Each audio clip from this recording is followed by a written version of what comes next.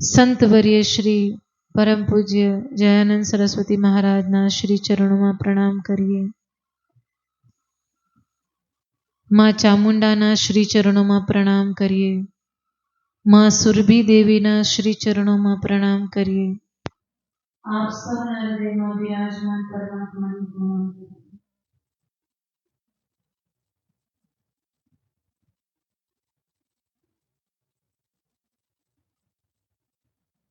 દ્રષ્ટા કરાલ વદને શિરોમાલા વિભૂષણ ચામુંડવંદને નારાયણી નમોસ્તુતે. ગત શનિવારે આપણે એવું નક્કી કર્યું હતું કે આપણે આપણા જે દેવી દેવતાઓ છે, આપણી જે કુળદેવી છે, જેને આપણે પૂજી રહ્યા છીએ, જેની આરાધના આપણે કરી રહ્યા છીએ, એના વિશે આપણે જાણશું. તો સૌ પ્રથમ આપણે માં ચામુંડા વિશે સમજીએ કે માં ચામુંડા કઈ રીતે આ ધરતી ઉપર પધાર્યા.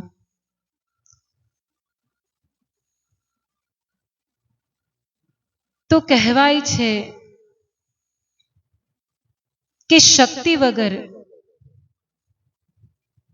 આ આખું બ્રહ્માંડ, માત્ર સૃષ્ટિ નહીં પણ આખું બ્રહ્માંડ અધૂરું છે. બ્રહ્માંડને ચલાવવું હોય તો એમાં શક્તિની જરૂર પડે. શક્તિ વગર બધું અધૂરું છે. આપણે ઘણી વખત બીમાર પડીએ ત્યારે શું કહીએ? કોઈ એમ કહે ને, ભાઈ જરા ઊભો થા ને, તો આપણે શું કહીએ? મારામાં શક્તિ નથી. આપણે કહેતા હોય ને કે હું ઊભો થઈ શકું, હું ઊભી થઈ શકું, એટલી પણ શક્તિ મારામાં નથી. તો આપણા રોજિંદા જીવનમાં પણ આપણે કંઈક કાર્ય કરવું છે, આપણા જીવનમાં કંઈ પણ આપણે કરવું છે, એના માટે પણ શક્તિ જોઈએ. શક્તિ વગર બધું અધૂરું છે. વેદવ્યાસજીએ તો ત્યાં સુધી કીધું પાંડવોને કે અગર તમારે ધર્મયુદ્ધ જીતવું હશે, તમારે જીતવું હોય તો તમારે શક્તિની આરાધના કરવી પડશે. શક્તિ વગર, એની કૃપા વગર આ ધર્મયુદ્ધ તમે જીતી નહીં શકો. માટે તમારે શક્તિની આરાધના કરવી પડશે. અને શાસ્ત્રમાં તો ત્યાં સુધી બતાવ્યું છે, દેવી ભાગવતમાં તો, કે શિવ પણ શક્તિ વગર અધૂરા છે. શિવ આપણે કઈ રીતે લખીએ? શકોરાનો શ, પછી આપણે આમ દીર્ઘઈ કરીએ, પછી વ લખીએ ને, એવી રીતે લખીએ ને ગુજરાતીમાં.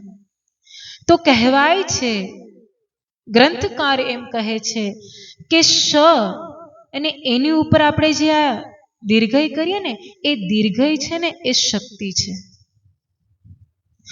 એ કાઢી નાખીએ તો શિવ પણ શબ બની જાય છે. શવ વચાય ને, શવ, શવ એટલે મળદું થાય ને. તો શિવ પણ શક્તિ વગર અધૂરા છે. આ બ્રહ્માંડનું કાર્ય બ્રહ્માજી ઉત્પત્તિ કરે છે, વિષ્ણુ ભગવાન પાલન કરે છે અને ભગવાન શિવ સંહાર કરે છે.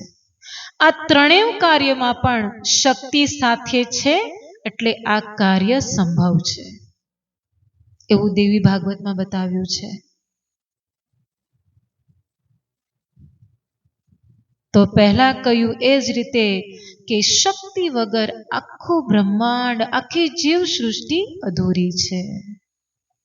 તો પછી આપણો પહેલો પ્રશ્ન કે કુળદેવી શું કામ? આપણે એમ વિચારીએ ને કે કુળદેવી શું કામ? મને તો આ જ ભગવાન ગમે છે, મને તો આ ગુરુ જ ગમે છે, એ જ મારા ભગવાન છે, એ જ મારું બધું છે, બીજા હું કોઈને માનતો જ નથી. મારા માટે એ જ સર્વસ્વ છે. અત્યારે આવું થાય છે. અત્યારે ઘણા એવા પરિવારમાં એવું છે કે અમે આને જ માનીએ છીએ, હવે અમે કુળદેવીને નથી માનતા.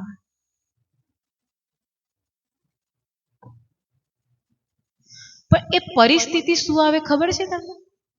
કે આજે તમારો પરિવાર કુળદેવીને માનતો બંધ થયો, પછી અમુક સમય પછી તમારા છોકરા, એના છોકરા, એના છોકરા, આ જ્યારે પરિવાર મોટો થશે ત્યારે એને ખબર જ નહીં હોય કે મારા કુળદેવી કોણ હતા.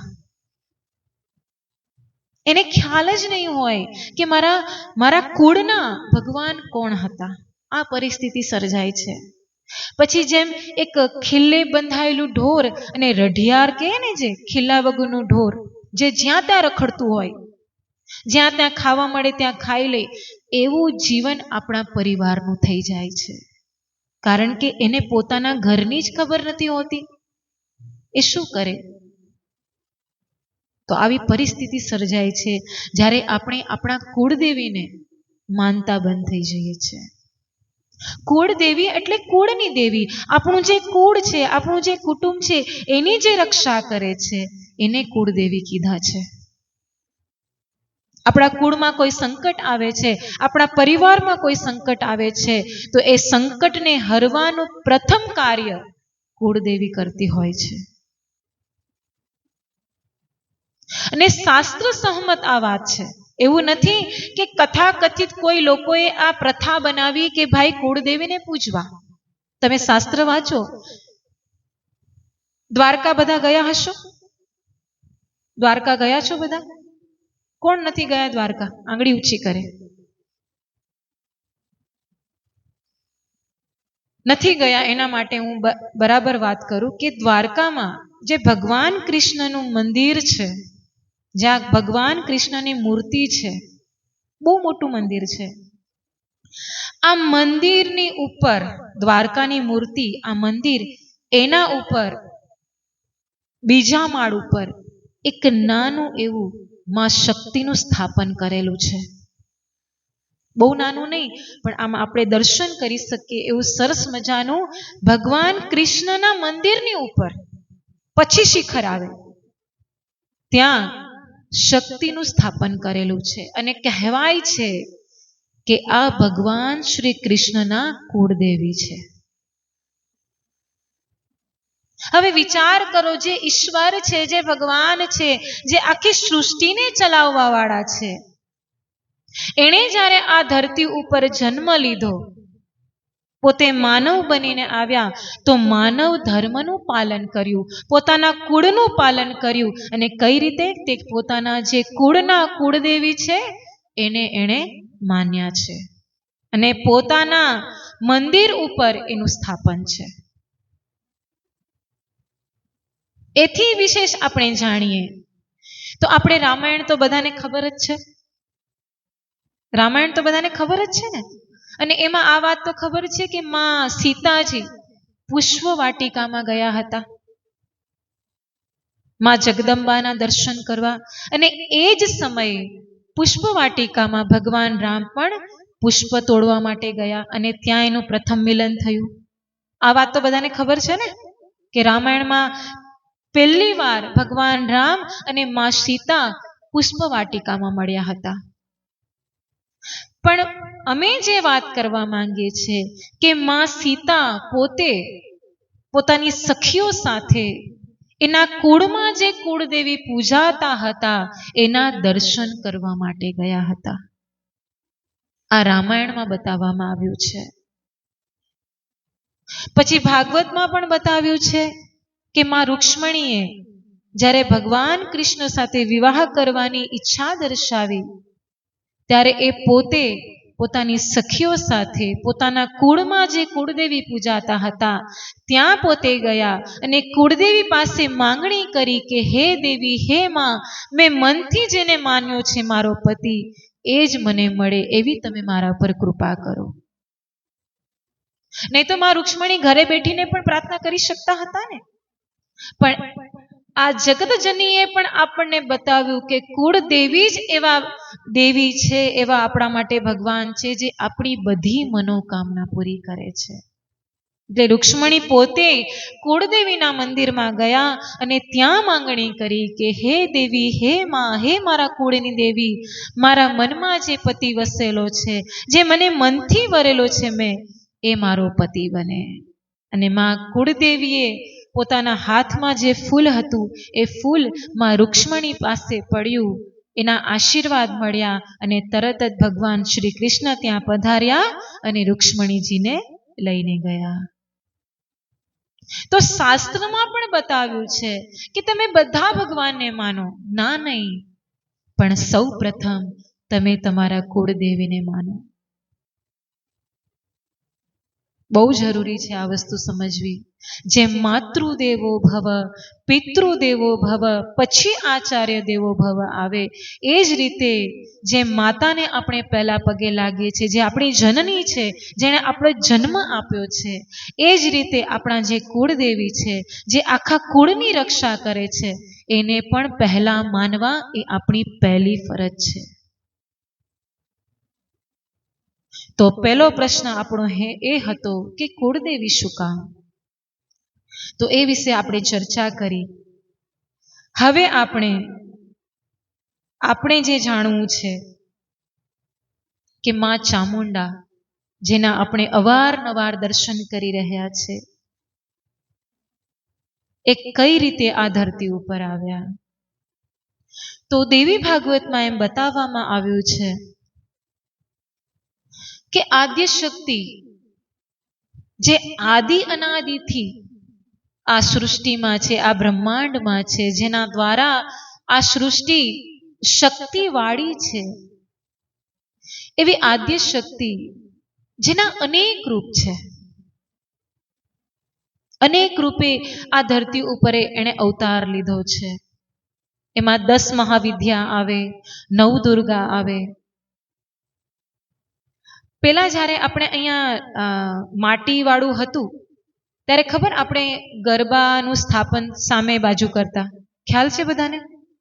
ફેર દર્શન કરવા આવ્યા હોય તો આ બાજુ સ્ટેજ નહોતું, સામેની બાજુ હતું, અને એ સ્ટેજ ઉપર માતાજીના ફોટા લગાડેલા હતા.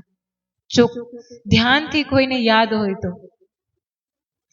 એ જે ફોટા હતા એ 10 મહાવિદ્યાના હતા, જેનું નામ આપણે માંડ કદાચ સાંભળ્યું હોય તો, અને દર્શન પણ કદાચ કર્યા હોય તો એ 10 મહાવિદ્યા, જેમાં નામ છે 10 મહાવિદ્યાનું, હું વાંચીને કહીશ. માં મહાકાલી, માં તારા, માં ત્રિપુર સુંદરી, માં ભુવનેશ્વરી, માં છિન્નમસ્તિકા, માં ત્રિપુર ભૈરવી, માં ધુમાવતી, માં બગલામુખી, માં માતંગી અને માં કમલાદેવી. આ 10 મહાવિદ્યા જેનું દર્શન ગુરુ મહારાજ આપણને કરી શકીએ, આપણે જાણી શકીએ એટલા માટે એ ફોટા ત્યાં લગાડ્યા હતા. એ પછી આપણે નવરાત્રિમાં એક ગરબો અહીંયા રાખતા, જે ફરતો મોટો ગરબો, ખ્યાલ છે બધાને? એ ગરબામાં ગુરુજીએ 9 દુર્ગાના ફોટા રાખ્યા હતા.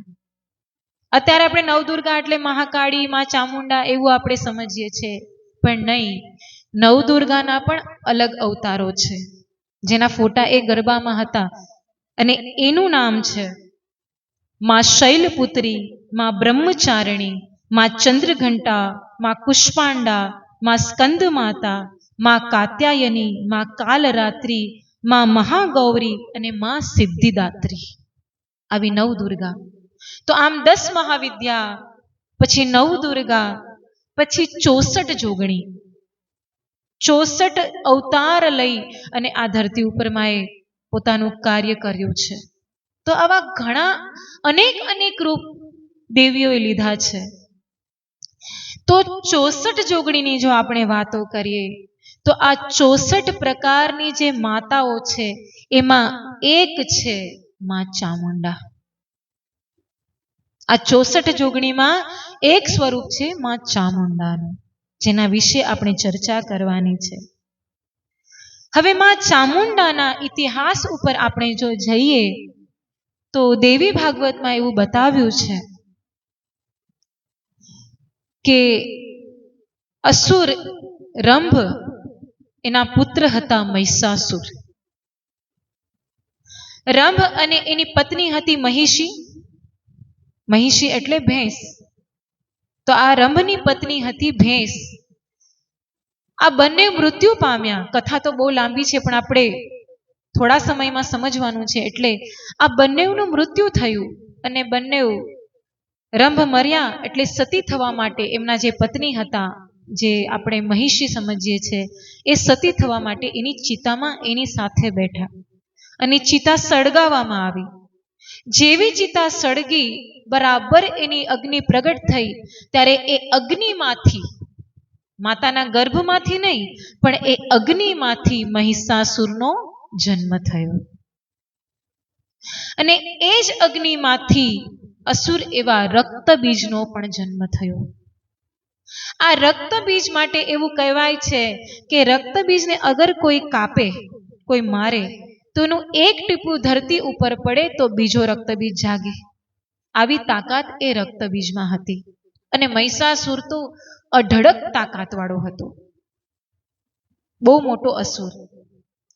તો આ રીતે મહિષાસુર, રક્તબીજ, ધૂમ્રલોચન, ચંડમુંડ, આવા ઘણા બધા અસુરો પાતાળમાં રાજ કરવા માટે પ્રગટ થયા.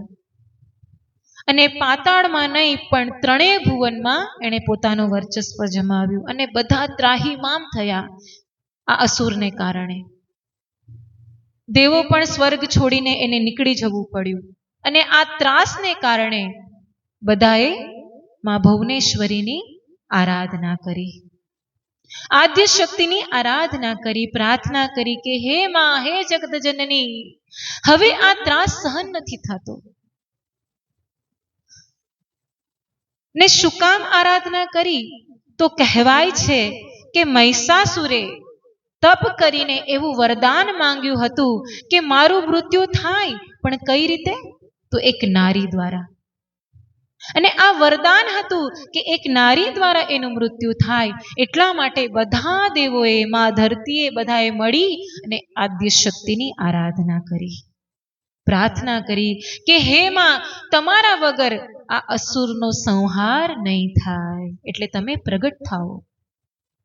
અને આમ બધાની પ્રાર્થનાનો સ્વીકાર કરી માં આદ્ય શક્તિ કૌશિકી રૂપે આ ધરતી ઉપર પધાર્યા, ભૂમંડળ પર આવ્યા. અને આ કૌશિકી દેવી એટલા બધા સુંદર હતા, એટલા બધા રૂપવાન હતા કે એને જોઈ અસુરો મોહિત થયા. એના દર્શન કરી, અને દર્શન તો આપણે શું કહીએ, કારણ કે અસુરના મનમાં તો દર્શનનો ભાવ તો ના જ હોય. પણ એને જોઈ અસુરો મોહિત થયા અને વિચારવા લાગ્યા કે આવી રૂપવાન સ્ત્રી, આવી શક્તિશાળી સ્ત્રી કે જે સિંહ ઉપર સવાર થઈને નીકળે છે, જેના ભુજાઓ, અષ્ટભુજાઓમાં શસ્ત્ર છે, માટે આ કોઈ સામાન્ય સ્ત્રી નહીં હોય. તો આવી સ્ત્રી જો આપણા મહિષાસુરની પત્ની બની જાય તો આપણી શોભા વધી જાય. અસુરો આવું વિચાર કરે છે. અને આમ વિચાર કરતા કરતા બધા અસુરો મહિષાસુર પાસે જાય છે અને મહિષાસુરને કહે છે કે આવી એક સ્ત્રી અહીંયા આવી છે. તો મહિષાસુરે આદેશ કર્યો કે અગર આવી સુંદર સ્ત્રી કોઈ છે તો તમે એને પકડીને લઈ આવો, હું એને સ્વીકારવા તૈયાર છું, મને પણ આવી સુંદર સ્ત્રી જોઈએ છે. અને ટૂંકમાં કહીએ તો રાક્ષસો માં જગદંબાને પકડવા માટે પોતાનું અસુર સૈન્ય લઈને ગયા. પણ આ તો આદ્ય શક્તિ જગદંબા એ કાંઈ રાક્ષસોથી પકડાય? પણ કહેવાય છે કે જેટલા પણ અસુરો ગયા સૈન્ય લઈને, એ બધાનો નાશ થયો. માં કૌશિકીએ એ બધાનો નાશ કર્યો. આમ એક પછી એક જેટલા પણ મોટા અસુરો હતા એ બધા મરાયા. પછી છેલ્લે ચંડમુંડે એમ કીધું મહિષાસુરને કે હે મહારાજ, હું ચંડમુંડ, અમે બંને ભાઈઓ જઈએ અને એ સ્ત્રીને વાળ પકડીને લઈ આવશું, તમે અમને આજ્ઞા કરો. અને ત્યારે ચંડમુંડ પોતે અસુર સેના લઈ અને દેવી કૌશિકી પાસે ગયા. બોલે છે ચંડમુંડ, હે સ્ત્રી, આટલો બધો અભિમાન બરાબર નથી. તું એક સ્ત્રી છે, તારી સુંદરતા છે, પણ તારામાં અભિમાન પણ એટલું બધું છે. તું માની જા, અમારા રાજાને વરી જા, એમાં જ તારું કલ્યાણ છે. ત્યારે માં કૌશિકી કહે છે, અરે દીકરા, હજુ કહું છું સમજી જા, હું એક માં છું. અગર મારા ખોળામાં આવીને તમે રમશો તો હું મારું વાત્સલ્ય વર્ષાવીશ, પણ આવા વચનો બોલવાનું બંધ કરી દે. માં કૌશિકી કહે છે, પણ ચંડમુંડ માનતા નથી. એ તો પોતાના અભદ્ર વચનો બોલતા જાય છે અને આવા અભદ્ર વચનો સાંભળી અને કૌશિકી દેવીને ક્રોધ આવ્યો છે. ક્રોધાયમાન થયા, અને જ્યાં કૌશિકી દેવી ક્રોધાયમાન થયા, એનું આખું સ્વરૂપ કાળું પડી ગયું, આખું શરીર કાળું પડી ગયું, ક્રોધમાં ને ક્રોધમાં. અને આ કાળું પડેલા શરીરમાંથી માં મહાકાળીનો પ્રાગટ્ય થયું. માં મહાકાળી પ્રગટ થયા. ત્યારે દેવી કૌશિકીએ માં મહાકાળીને આદેશ કર્યો કે હે દેવી, જાઓ અને ચંડમુંડનો નાશ કરો. અને ત્યારે માં મહાકાળી વિકરાળ સ્વરૂપે મુંડમાળા ધારણ કરી ખડગ હાથમાં લઈ અને દોડ્યા છે. ભદ્રકાલી દોડ્યા, રાક્ષસોનો સંહાર કર્યો, આખી સેના મરાઈ. અને ત્યારે સેનાને મરતી જોઈ ચંડમુંડ સામે દોડ્યા છે મહાકાળી સામે, અને મહાકાળીએ ચંડનો નાશ કર્યો અને મુંડનો પણ નાશ કરી દીધો. બંનેને આમ હાથમાં પકડી એના ધડથી મસ્તક અલગ કરી નાખ્યા, અને એ બંનેની મુંડી પકડી, એનું મસ્તક પકડી વાળ સહિત માં કૌશિકી પાસે ગયા. માં કૌશિકીના ચરણોમાં એ ચંડમુંડના મસ્તકને ધર્યા છે. ત્યારે માં કૌશિકી બોલ્યા કે હે માં મહાકાળી, હે દેવી, તમે અસુર વૃત્તિનો સંહાર કર્યો છે, ચંડ અને મુંડનો સંહાર કર્યો છે, એટલે આજથી આ જગત તમને ચામુંડા તરીકે ઓળખશે. ચંડમુંડને રોડનારી હે માં ચામુંડા, આજથી તમે ચામુંડા તરીકે ઓળખાશો. તો આ છે માં ચામુંડાનું પ્રાગટ્ય કઈ રીતે થયું, જેને આપણે જ્યારે ઈચ્છા પડે ત્યારે અહીંયા આવીએ છીએ, ત્યારે જેના આપણે દર્શન કરીએ છીએ, બે મોઢાવાળા એ માં ચામુંડા, જેમાં મહાકાળીએ ચંડમુંડનો સંહાર કર્યો અને માં કૌશિકીએ એને ચામુંડા કીધા. અને કહેવાય છે કે આ યુદ્ધ જ્યાં થયું, જ્યાં મહિષાસુરને માર્યો માં કૌશિકીએ, એ જગ્યા જો અત્યારે આપણે ઓળખવા જઈએ તો દક્ષિણમાં જ્યાં કર્ણાટક આવેલું છે, ત્યાં મૈસૂર નામની એક સિટી છે. અત્યારે પણ એનું નામ મૈસૂર જ છે, મહિષાસુર. તો એ સિટીનું નામ પણ મૈસૂર જ છે. એ મૈસૂરમાં એક મોટો ડુંગરો છે, ત્યાં અત્યારે પણ માં ચામુંડાનું ત્યાં સ્થાપન છે. જે યુદ્ધ યુગો પહેલા ખેલાણું હતું, એ યાદીમાં આજે પણ ત્યાં કર્ણાટકમાં એ મૈસૂર સિટીમાં મોટો ડુંગરો છે, અને એ ડુંગરા ઉપર મહિષાસુર મર્દિની માં ચામુંડાનું ત્યાં સ્થાપન છે. આજે પણ ત્યાંના ભક્તો ભાવથી કુળદેવી માની અને એની પૂજા અર્ચના કરે છે. બહુ મોટું મંદિર છે, આજે પણ ત્યાં છે. એ જ રીતે માં ચામુંડાને આપણે પણ માનીએ છીએ, પણ આપણે બે મોઢાવાળા ચામુંડાને માનીએ છીએ. અને એ દર્શન આપણને રાજકોટની બાજુમાં ચોટીલામાં થાય છે. તો ત્યાંનો ઇતિહાસ પણ એ જ બતાવે છે કે ત્યાં પણ બે અસુરો હતા, ચંડમુંડ, જેના ત્રાસથી બધા સંતો ત્રાસી ગયા હતા. અને ત્રાસીને એ બધા સંતોએ, મહાપુરુષોએ, ઋષિઓએ એક યજ્ઞ કર્યો માતાજીને આરાધવા માટે. માતાજી માટે એક યજ્ઞ કર્યો અને એ યજ્ઞમાંથી દેવી શક્તિનું પ્રાગટ્ય થયું અને એ દેવી શક્તિએ આ ચંડમુંડનો સંહાર કર્યો. અને ત્યારે એ ઋષિઓએ એ શક્તિનું નામ ચામુંડા કીધું. અને એ યાદીમાં આજે પણ ચોટીલામાં આપણે માં ચામુંડાને પૂજીએ છીએ. તો આ રીતે કર્ણાટકમાં છે માં ચામુંડાનું મંદિર, જે યુગોથી છે. ચોટીલા પણ છે, જે પુરાતન મંદિર છે. પછી રાજસ્થાનમાં પણ માં સુંધા માતા તરીકે ત્યાં માં ચામુંડાનું પૂજન થાય છે. માં ચામુંડા તરીકે પણ એક બીજું મંદિર છે, જે યુગોથી, વર્ષોથી ત્યાં પૂજાય છે.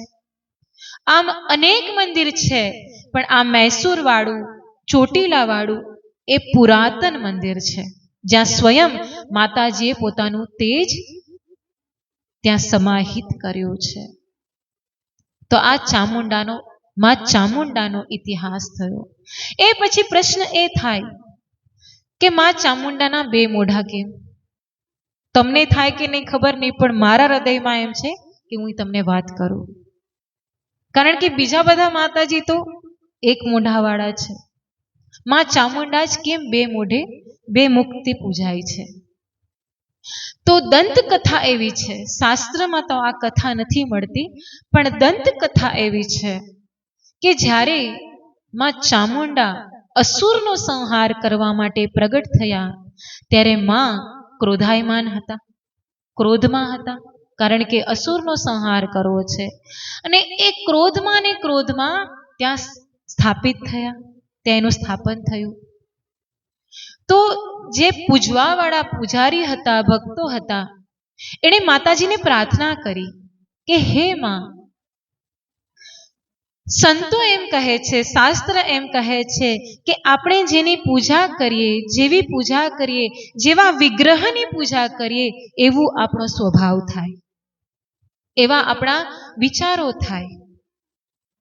તો તમારું સ્વરૂપ તો ક્રોધવાળું છે.